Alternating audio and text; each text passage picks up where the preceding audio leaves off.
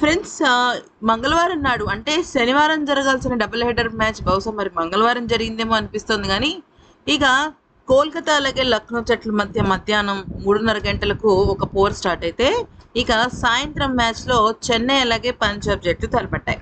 ఇక మొదటి మ్యాచ్లో లక్నో జట్టు, రెండో మ్యాచ్లో పంజాబ్ జట్టు గెలవడం జరిగింది.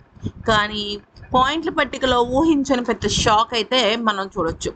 ఫస్ట్ ఆఫ్ ఆల్ నిన్నటి పాయింట్స్ పట్టిక అంటే ఈ డబుల్ హెడర్ మ్యాచ్ జరగక మునుపు సోమవారం నాడు జరిగిన మ్యాచ్ అనంతరం అంటే సోమవారం నాడు ముంబై ఆర్సీబీ జట్లు తలపడ్డాయి కదా. ఆ సమయంలో ఎలా ఉంది ఈ పాయింట్ల పట్టిక అని అంటే 4th స్థానంలో పంజాబ్ జట్టు ఉంది. మ్యాచ్లు 3 ఆడగా 2 గెలిచింది, 1 లాస్ అయింది, +0.07 నెట్ రన్ రేట్లో ఉంది. ఇక చెన్నై జట్టు కనుక చూసుకున్నట్టయితే -0.89 నెట్ రన్ రేటు, అలాగే మ్యాచ్ 4 ఆడితే 1 గెలిచింది. ఇక పాయింట్ల పట్టికలో 2 పాయింట్లు ఉన్నాయి, అటు పంజాబ్కి 4 పాయింట్లు ఉన్నాయి. ఇది ఈ డబుల్ హెడర్ మ్యాచ్ జరగకముందు. అయితే ఇక్కడ డబుల్ హెడర్ మ్యాచ్లో 6th పొజిషన్లో లక్నో, 5th పొజిషన్లో కోల్కతా ఉన్నాయి కదా. మధ్యాహ్నం లక్నో అలాగే కోల్కతా జట్లు తలపడగా ఇప్పుడు లక్నో జట్టు గెలిచింది కాబట్టి నిన్న మనం వీడియోలో కూడా చెప్పుకున్నాం, ఇది గనక అత్యల్పమైన తేడాతో గెలిస్తే మాత్రం 5th ప్లేస్ నుంచి 6th ప్లేస్ నుంచి 5th వెళ్తాయి.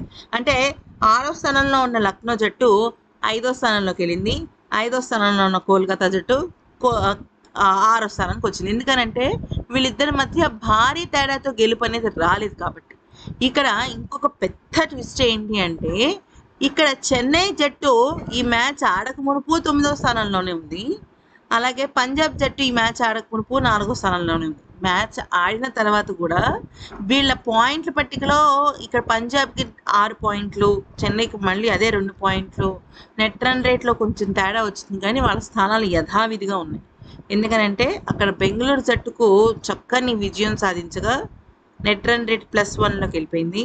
ఇక్కడ సన్ రైజర్స్ హైదరాబాద్ ఘోరమైన ఓటమి చూడటంతో చెన్నై సూపర్ కింగ్స్కి 9వ స్థానంలోనే మిగిలే అవకాశం దక్కింది.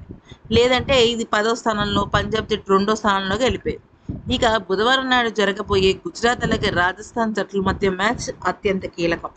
ఎందుకనంటే గుజరాత్ జట్టు 2వ స్థానంలో, అలాగే రాజస్థాన్ రాయల్స్ జట్టు 7వ స్థానంలో ఉన్నాయి. ఇక ఈ 2 జట్లలో రాజస్థాన్ జట్టుకు చాలా కీలకమైన మ్యాచ్ అనే చెప్పుకోవాలి.